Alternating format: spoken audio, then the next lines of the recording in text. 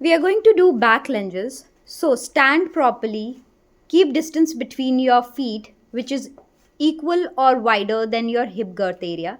Now take your one leg back. The back leg, you're just keeping pressure on your toes. Mostly you're standing on the front leg, which is left over here. You can take your right leg little bit more back. Take your core in. You can keep your both the hands clenched over the chest. Core in, and you have to think that the force should be generated from the core, and bend your both the knees and go down close to the floor and come up. Try not to touch the knee to the floor and balance the pelvis in front.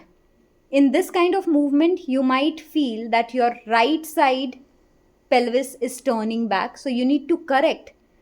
If you can't correct, then hold your waist, so you get an idea that where the pelvis is rotating. So if the pelvis is rotating, show me the wrong movement. It will rotate on the right side. It will rotate on the right side, and then you might go down, which will create a pressure on your left side SI joint area. So you have to keep it straight, keep your core in, bend both the knees and go down towards the floor and come up. If you feel any kind of tension or pain in the knee and lower back, then focus on the movement, not the range. Don't go that deep.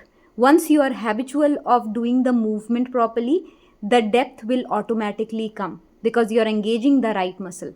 But don't get scared of doing the movement.